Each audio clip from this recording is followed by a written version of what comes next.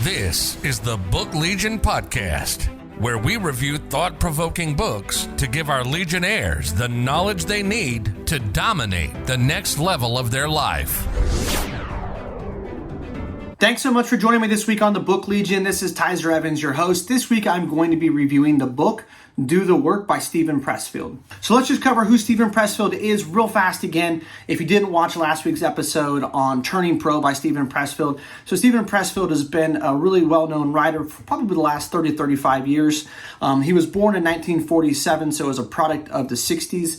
He kind of traveled over as a nomad. I think he said he went back and forth 13 times from the West Coast to the East Coast during his 20s and early 30s, really trying to find his way. He was a truck driver. He lived in a cabin by himself.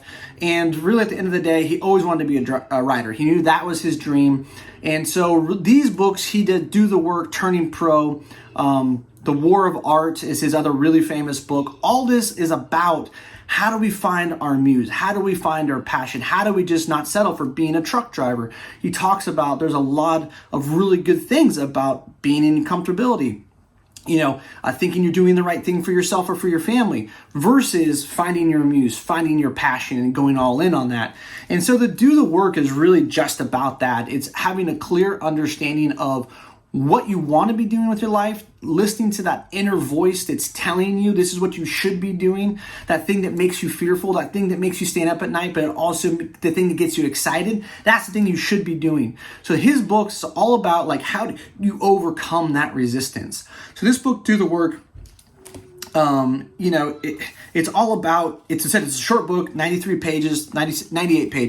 It's all about just sitting down and doing the work and having to battle resistance. So I'm going to talk about my 3 favorite takeaways that I got from the book. So the first thing I want to talk to you guys about is on page 18, and start before you're ready. So I was a huge victim and had a lot of problems with this in my 20s of just not starting. I'd come up with a great idea, something I was like, oh my God, I get really excited about. But then I'd be like, well, I don't know how to do it. Or I don't have the money. Or I need to go read these 10 books before I start, right? There's always something that was preventing me from just starting. And so that I felt like I didn't know enough. And so I started my first business right before my 30th birthday, right around the time I turned 30. And it was interesting was I got into a whole industry. I started in something that I had never been involved with. I never worked in my corporate job. I've always been in insurance. And so I got into the craft beer world. I started a craft beer company and doing apparel and proper glassware because I had a passion about craft beer. I had no idea what I was doing, but it taught me that I just started with a name. I started with a logo. I paid someone to do a website, and it just started to evolve, and it spun way bigger than I ever could have imagined. I sold all around the world and got to go to really cool events. I sold in every state in the United States, got to meet some really cool, prolific people in the craft beer industry.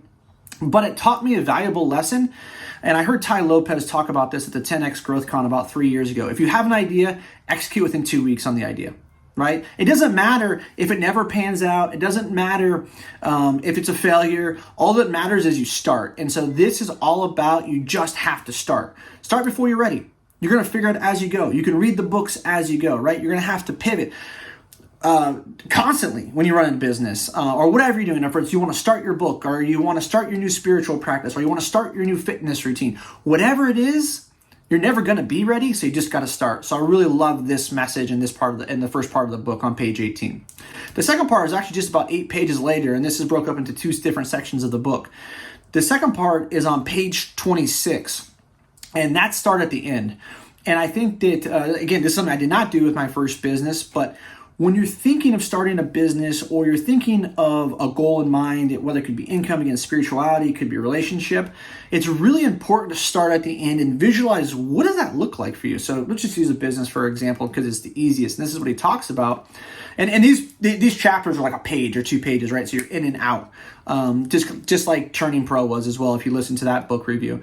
So start at the end. So if you're starting a business, what is that business going to look like in 10 years? Now, it may be drastically different in 10 years than your initial vision, but what I think is a really smart idea, and I do this all of my goal planning, is start with the end in mind. What is my final goal, or what do I think my final goal is?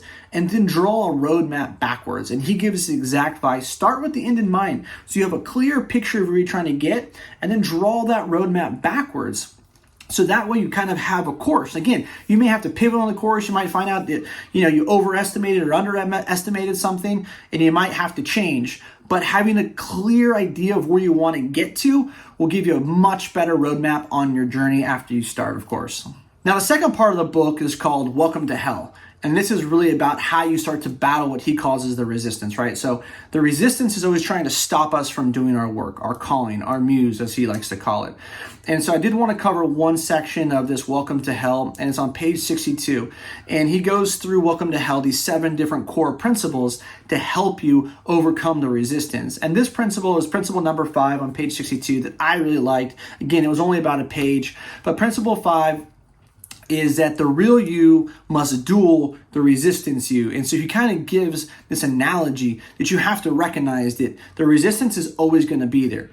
But to be fulfilled and to do your life's work, you have to battle the resistance. So it's like he talks about, really, your work is the knight and the resistance is the dragon. And every day you have to realize you're going to go to war with yourself, and you have to slay the dragon every day. Because you're going to find yourself, that resistance is going to tell you it's okay to sleep in. You did a lot of work yesterday. You don't have to work as hard today. You can send that email later. You did your phone calls today. You don't need to make any more. Those types of validations, that's resistance starting to seep in and taking you away from what's your true calling, your passion, which is your work. So that's what the book's about, is getting you to really focus on just doing the work and getting away from distractions, getting away from the resistance. So again, the book was only 98 pages, really short, really impactful. His writing style in this one's a bit different than in Turning Pro and in the art of the War of Art, which I think I'm going to cover next week. But if you haven't checked out any of Steven Pressfield's books, you want to get a taste, you'll be able to read this book in, I think I read it in 90 minutes. I read it on a plane going to Charleston earlier this week. So check it out. The link will be for the book inside of the show notes. If you guys haven't done so, please subscribe to the podcast. I really appreciate it. And if you could, check out my other podcast, Grind, Sell, Elevate. It's on all platforms. If you put in Grind, Sell, Elevate or put in my name, it'll probably be the first thing you pop up. It's got a big audience. And this is where it's an interview style platform podcast. So I interview people every week. They could be a sales leader, just a person on leadership development. It could be on SEO tactics. It could be on social media marketing. It could be on social media selling, social selling as we call it. So lots of different people on, more of an emphasis on sales and leadership, but we cover all business facets. So check out Grind, Sell, Elevate. It would mean a lot to me if you subscribe to both. But thank you so much. And without further ado, I'll talk to you guys next week.